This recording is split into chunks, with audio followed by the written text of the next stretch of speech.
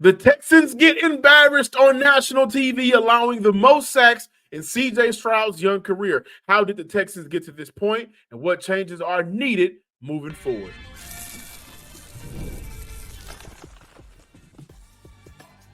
You are Locked On Texans, your daily podcast on the Houston Texans.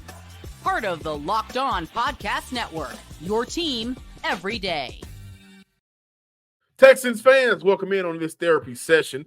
I'm credential media member and Texans football analyst John Some Sports Guy Hickman. Thank you for making us your first listen and for being an everydayer of the show. You guys are family, a part of the Locked On Podcast Network family, your team every day. Today we are talking about the embarrassing loss.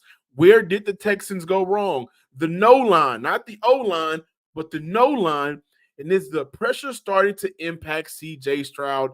And I also want to take away the slim positives, but there were some positives from this game that I would like to dive into. Today's episode is brought to you by Game Time. Download the Game Time app, create an account, and use code LOCKEDONNFL for $20 off your first purchase. The Texans suffered an embarrassing loss to the New York Jets. They allowed 3 touchdowns in the second half while scoring none. Once again, scoring is a problem in second halves. They also allowed CJ Stroud to get sacked in one game 8 times. That's it. That's the story. The performance stunk so bad, can't no Glade plug help this stench. Now, we got to take a look in the mirror, guys. The hard truth for the Houston Texans is the New York Jets loss put on full display what we've talked about all year long, maybe in a segment here, maybe in half of a show. But all season long, we talked about the inefficiencies, and the Jets loss put the inefficiencies under a microscope with a light beaming down on it for the rest of the league to really see that there are ways to beat up on this team. And I got to start with the offensive play calling and the offensive coordinator, Bobby Slowik. This is it for me. This is it for me. Predictable. Terrible sequence of plays once again from an OC that he is in way over his head. Stale second half performances continue under Bobby Slowik. Teams have figured him out. They make those adjustments in the second halves, and he sits out there like a lame duck as a play caller. I mean, even the Jets are a perfect example, dating to last night's game, about making those adjustments in the first half, couldn't score. Kyle Downing took away the pressure, the pass rush, by getting the ball out quickly to combat the Texans front four. By the way, Danico Autry had 2 sacks. First time getting the sack in his Texans tenure. But case in point, listen, 2 sacks by Aaron Rodgers on Aaron Rodgers in the first half, held him to 32 passing yards. The Texans did not register a sack in the second half. Now, Will Anderson, he was hurt. I believe it was an ankle, but he wasn't able to be out there as much as he wanted to. However, they allowed the Aaron Rodgers, who was banged up, beat up, inconsistent, not on rhythm all year, to get a rhythm going with his guys. This is the issue that I look at the New York Jets and I say, hey, listen, man, they figured it out. They understand how to minimize getting out quarterback hit as much. Not Bobby Slowik. Not Bobby. Second half performances, again, another problem that's been an overlaying issue all year. Prior to Thursday night's game, the Houston Texans offense EPA in the first half, 0.069. That puts them at 10th in the NFL. Second half, negative 0.067. That's 21st. And the negatives in the second half.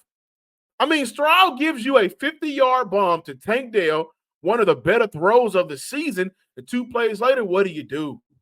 What do you call? You call the halfback pass. Your offense is struggling. Only 2 people have been able to keep, 3 people, been able to keep you in the game to that point. You need a touchdown. The Jets are starting to get it going. Joe Mixon running the ball or CJ and Tank Dell being able to connect. Neither.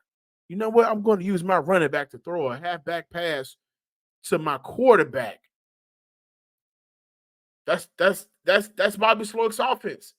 The sequencing of plays has repeatedly killed momentums, killed drives, and we talked about it last week. CJ even said it. We got to stay aggressive. We got to turn 3 into 7. Not that drive. Not that drive. I don't think this team can survive another game with Bobby Slowik and his bad decisions as a play caller. The expectations around this offense has been it needs a running back for it to succeed, right? And we will see a better version of the offense. Well, Joe Mixon has been Joe Mixon. He's been a godsend, even with the terrible offensive line play, which we'll talk about. He's been everything this offense has needed and more. Every game he's completed, he's rushed for over 100 yards. And look at those games, aside from the Colts game, where the Texans offense was not able to put points on the board in the second half. Bobby Slowik is tripping over himself as a play caller, and it's time to pull the play calling duties from Bobby Slowik. That's it. He doesn't have it. This team has to look themselves in the mirror and understand we are a good team with flaws that will continue to get exposed in the playoffs by teams that haven't been scared to make the changes that they need. And that includes the coaches themselves. Now, listen, I'm sorry. I don't think that they'll make the move in the middle of the season right now. But if they do, this will be one of the most ballsiest moves we've seen from the Houston Texans coaching staff. And that's moving on from Chris Strouser. I think that's one of them, right? And the Bobby Slowik experience is tired. Bill Lazor and Gerard Johnson are both on this offensive staff. Figure it out. You brought Gerard Johnson back and gave him a lot of money to retain him here in Houston. This had to be a part of the contingency plan, the what-if plan. It may be happening early. There's clearly something there. Gerard Johnson and CJ Stroud on the sideline talking. There clearly has to be something there. So for the Houston Texans, they gotta make those changes. If not, teams are going to wait to see how you win in the first half. They're going to keep taking it away. They're going to continue to put on national stage because they have the Thursday night, they have a Sunday night, and they have a Monday night. Teams are going to see, oh, this team isn't for real. And I've seen the talk all over Twitter. CJ Stroud isn't this. CJ Stroud isn't that. We'll talk about that. Absolutely, because he missed some throws. But, guys, I'm going to ask you a question. If you're sacked 8 times, how many times have you been hit? CJ Stroud had 54 rushing yards. He was running for his life out there, still trying to make things happen because that offensive line is so bad. So let's talk about how bad that offensive line is. We'll do that more on the Locked On Texans podcast. However, Locked On Texans listeners and viewers, y'all know why I got to look out for y'all, how I got to look out for y'all.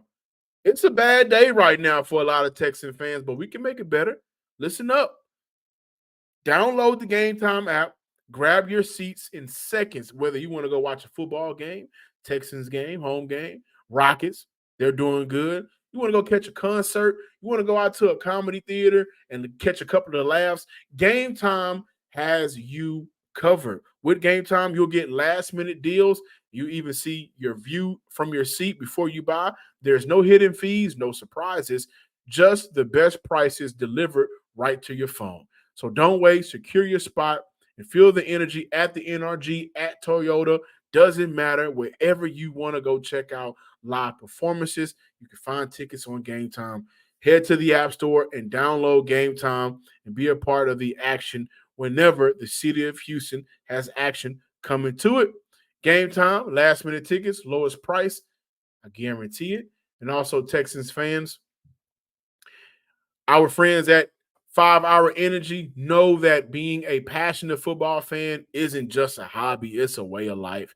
It takes a lot of energy and power throughout the day. Tailgates, touchdown celebrations. Listen, we talk about a lot of these agonizing second halves and overtimes. It's hard to get through some of these dreadful scoring droughtful second halves that the Houston Texans have put us through. Don't worry, 5 Hour Energy has exactly what you need. That's why they created the Stan the Fan 5 Hour Energy Shot with a special flavor called Fan Fuel, the energy shot made just for super fans like you and I. The fans who are first in the parking lot and who are last to leave, we see you. 5 Hour Energy, they see you.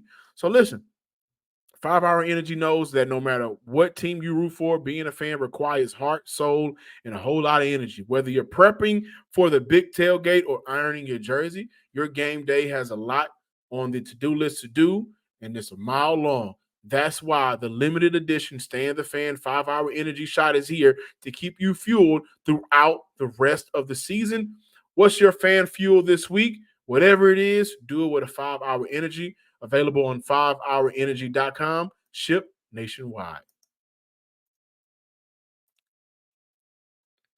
Welcome back in, Locked On Texans listeners and viewers. If you are watching on YouTube, if this is your first time, please subscribe, like, and comment to the podcast on YouTube. And let me know how you feel. No Big Sarge here today, but he will rejoin the show the next time we give you guys some energy while we talk about the Houston Texans. Because I tell you what, watching that offensive line really drained the both of us.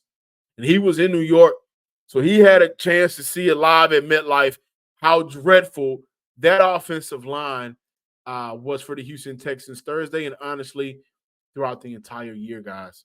This has been, again, what we saw against the New York Jets Thursday. It wasn't a first-time thing. It was not. It was just everything finally being shown at one time. So bad. I mean, it was so bad that there's no other choice but to talk about it and be honest about it and be real about it and have a heart-to-heart about it. The god-awful offensive line, these guys have been punched in the mouth all year long. And let's be real. Your two highest paid offensive linemen are 2 steps slower this year, both in Laramie Tunsil and Titus Howard. And Kenyon Green has been announced. He will be out for the rest of the year due to injury, but at this point in his career, he's been a bust.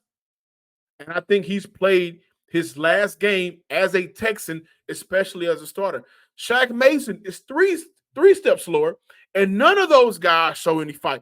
The one thing I can say about Kendrick Green, who got an opportunity to play for Kenyon Green when he went down, at the very least, he's a fighter. At the very least, he's gonna punch back. I've probably seen more toughness and grit and in-your-face energy from Kendrick Green in one game than I've seen from any offensive lineman all year. And that quarterback has been getting beat up all year. Again, the New York Jets said, listen, hey, the rest of the other 30 teams that are not playing tonight, these guys, you punch them in the mouth. Case in point, I thought Kenyon Green started the game off pretty good. Go back and watch it. He wasn't great, but he was pretty good. And then those inside guys for the New York Jets started to get it going, and they punched him in the mouth.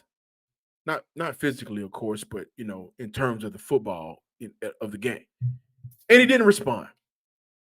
And I think that is a direct – I think that action comes from the leader of that group.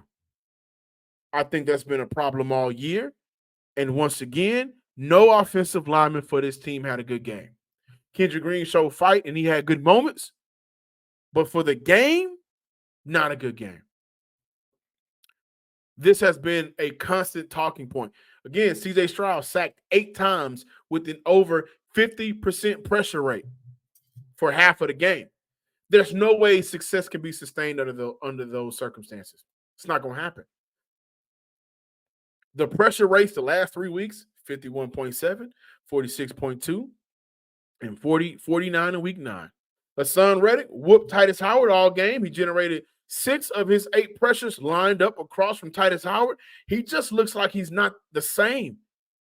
He does not look like an elite pass blocker, which is what we gave him. That was his calling card. He had calling card, He has never been a good run blocker. He's never been an elite run blocker. So the expectations for that aren't necessarily high. I would say it's average to below average as a run blocker, but as a pass blocker, that was your calling card. And this year, he's looked 2 steps slower. Between Shaq Mason, Kenyon Green, and Kendrick Green, they allowed 12 pressures, 7 hurries, and 3 sacks, and it may be 4. And again, I thought that when I say let's take a look in the mirror here, let's take a look in the mirror, and let's be honest and say, listen, the coaching staff needs to be held accountable for the fact that you saw the performance Kenyon Green gave you last week. You pulled him out of that game last week. Jared Patterson goes in, They go and score. He gets hurt. You're forced to kind of put Kenyon back in the game, right? But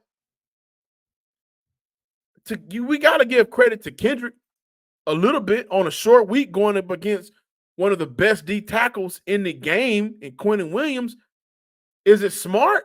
It's probably not, but I also wonder how many reps did he get with the one-on-ones throughout the week? Obviously not many, because Kenyon Green was trotted out there once again, and I think his confidence is so shot right now. There's no response to being physically banged up from another man. And that has been the theme for this entire offensive line all year. And the coaching staff waited until on a short week to make a change. It's not smart. It should have happened 2 weeks ago. This is where the Houston Texans are right now. Refusing to make changes when obviously the changes are needed to be made. It's just what it is. And we look at CJ Stroud, 11 of 30. He missed 19 attempts. 19 incompletions, excuse me.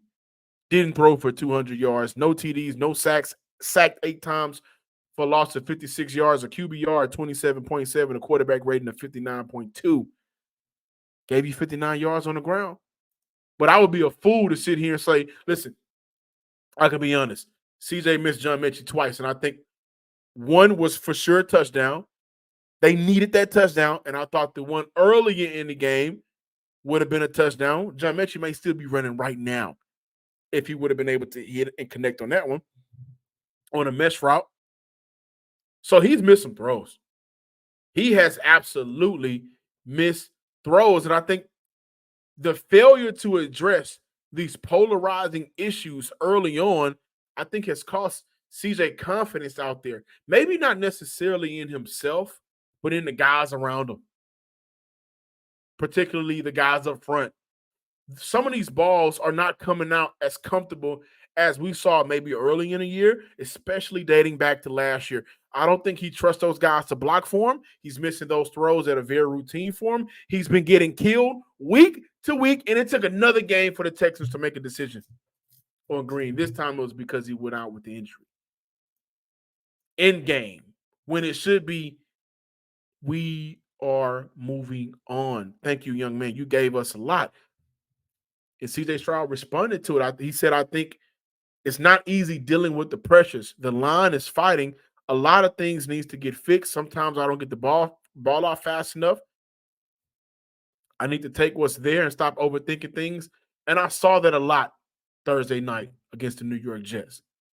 There were plenty of opportunities where I thought CJ held on to the ball too long, where maybe the lane, and it may have been a better time for him to just take off with the ball, to run, to pick up some extra yards. And he did that. But I thought that of those, 8 rushing attempts, it probably should have been around 14. To just say, you know what? They're giving me yards here. Whether it's 4 yards, it could be a first down. I got to take it because the offense ain't coming easy.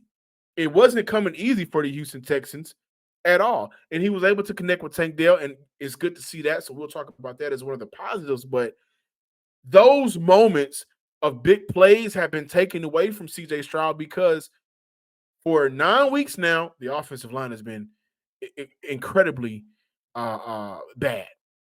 No way around it. Incredibly bad in terms of being able to block for CJ Stroud. And he wants to be able to hit those big plays. He wants to carry this offense. And I said it last week. I'm going to say it again. You don't want your quarterback to be Superman week to week. You want that in the playoffs. You want that if you're making a stretch down the year to make the playoffs, to win the AFC South like we saw last year. And things were difficult last year. The Jets game last year, the Browns game last year. But you don't need for him to be Superman from week 1 to week 2 to week 3, week 4, week 5, week 6, week 7, week 9. He doesn't need to be. And the fact is, he's been having to be Superman, and he's especially had to be Superman with no Nico Collins out there. Now this is the first game without Stephon Diggs. And I think that the rhythm is off. Again, I kind of go back a little bit to the play calling and utilizing the talents that's been on the field, or lack thereof. He doesn't have chemistry with Xavier Hutchinson like he should. Same with John Metchie. I think that's what led to those 2 overthrows. And so, what are they doing to incorporate these guys? Do I think Xavier Hutchinson can be this all-world wide receiver? No. Shout out to Robert Woods, by the way, Big Sarge. I gotta admit when I'm wrong. Bobby Trees plays some good football for the Houston Texans, blocking and receiving wise. But do I think Xavier Hutchinson is the wide receiver 3 in the NFL? No, I don't. But I think he should be able to give you more than what he did against the New York Jets. He should be able to give you more than 0 yards on 0 catches, 3 targets. Hasn't been out there a lot. Hasn't caught a lot of live game balls from CJ Stroud. Excuse me. So I think the pressure has started to impact CJ Stroud in a way that we haven't seen in his young career. No quarterback is going to thrive under that many hits. And Texans fans, you guys love to call this quarterback a bust. I would 100% disagree because I took time out to go back and watch some of his tape coming out of college, and I looked at what he had to operate with in Houston, and you do not want this to be a David Carr moment. You absolutely don't want that. So last week I said it needs to be 3 new offensive linemen all on the inside.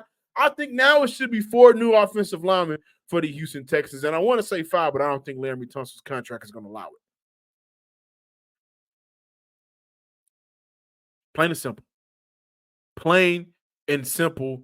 The pressure is impacting CJ Stroud a lot, and his security blanket isn't out there. There is no Nico Collins out there for him to throw the ball up to. Some of the route concepts don't make sense to me. Now, I haven't been able to go back and watch the all 22, but I don't know if having, Dalton Schultz run as many corner routes in crucial moments makes sense. So he's handicapped twice, and he's still trying to go out there and win games and be Superman in week 9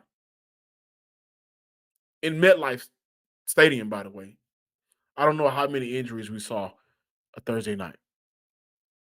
Now, I talked about the negatives from this game, and there was a lot of negatives. About 97% of the game, I think, was negative.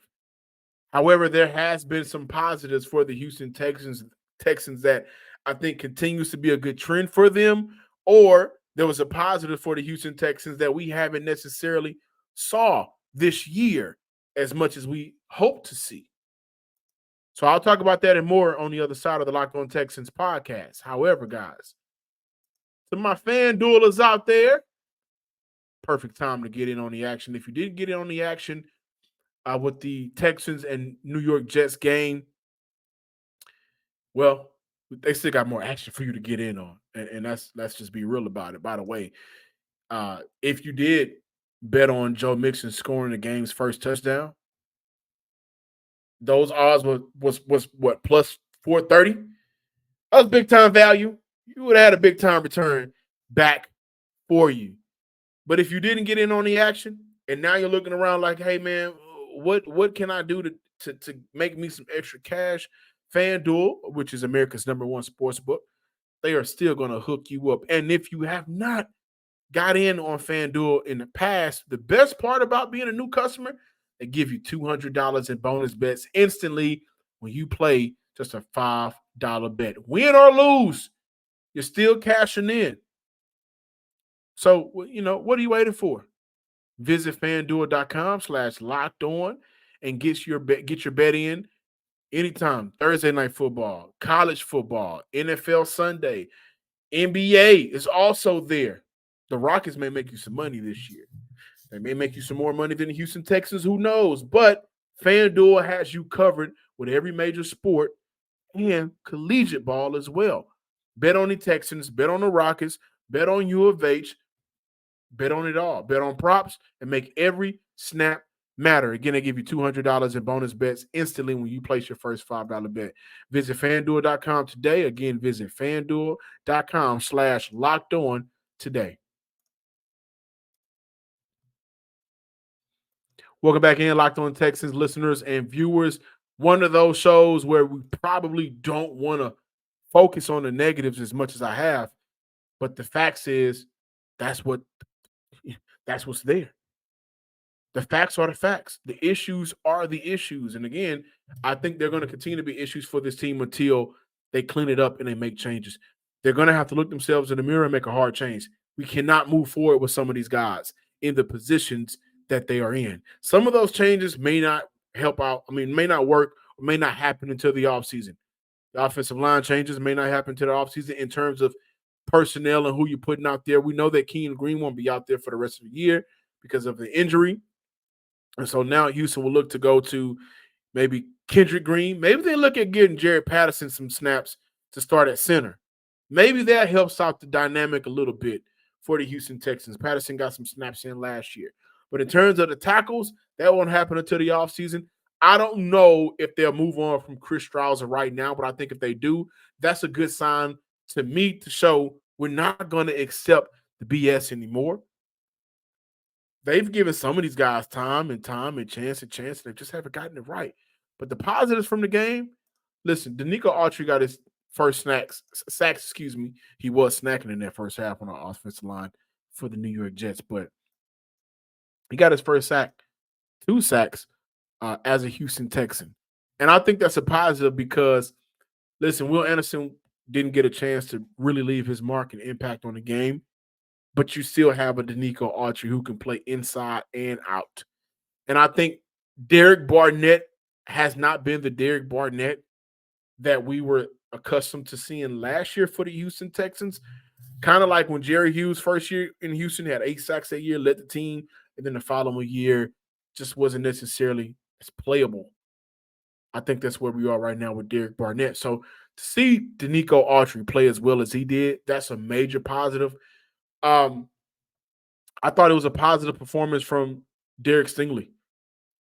One of those passes from Devontae Adams was dropped by Adams. He still was able to get his hand in and make a play on it, but I thought Derek Stingley played a damn good game, one of the better games of the year for him. We got to talk about the rookie, though. So we'll talk about that whenever we come back when me and Sarge has an opportunity to talk more Texans, but thought it was a positive game from Derek Stingley in that standpoint.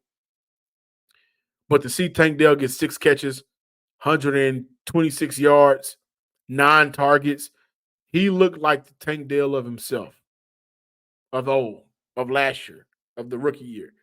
And that was a major thing to see because now Stephon Diggs will be out for the year. Even when Nico Collins does come back, he is this team's offensive security blanket along with Joe Mixon, but especially for CJ Stroud. Teams know that.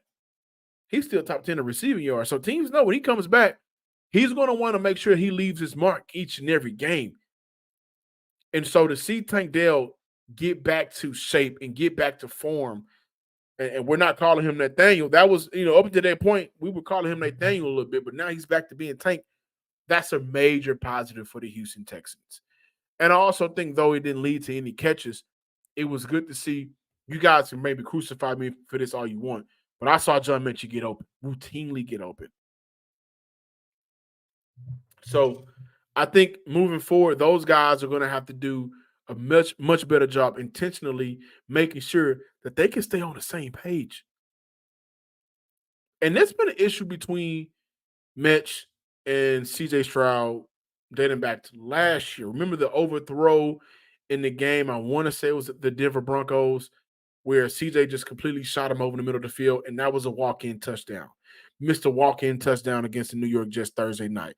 Missed another one across the field, and in some of those moments just wasn't able to find them. But to see John Mechie, who can do a little bit of everything as a receiver, be able to at least create separation and get open in moments, I thought that was a positive. And again, my notes are full of Joe Mixon being Joe Mixon. Joe Mixon being Joe Mixon. It's a shame that, you finally get the running back that we hope to see open up this offense, and the offense is still kind of closed-minded and limited like it's been.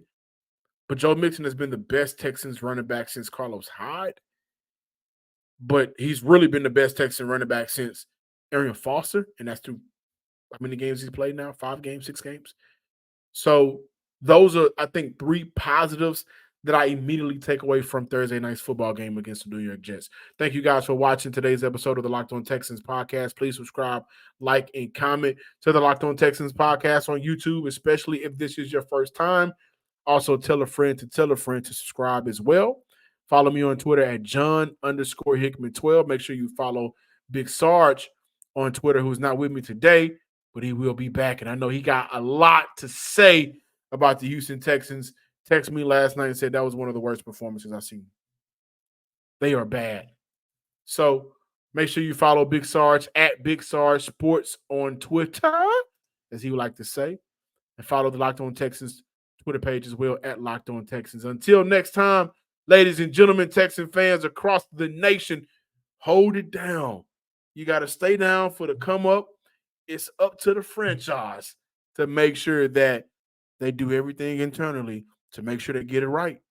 They kind of got a mini bye here, 10 days until their next game. They got some time. And I said this last week, and I think this is the perfect time to mention it once again. Playing on Thursday in this short week before the trade deadline allows them to say, listen, you know what? We are bad in this area. We are bad over here. We're decent here. We can survive here. We are elite here. But those areas at the bottom that we are bad in, we got to figure out a way to at least be decent, survivable. And the trade deadline is Tuesday. They got to figure it out. They got to figure it out. They got to stretch their means, and they got to figure out how can they get some guys in this building to be able to block for CJ Stroud and an additional playmaker on the outside. And maybe a secondary player. Of those three, you could rank them how you think is important or not. But of those three, I think the Houston Texans desperately need to address two of those. So we'll talk about that throughout the week. Thank you, Texans fans, for continuing to listen to the show. Until next time, peace.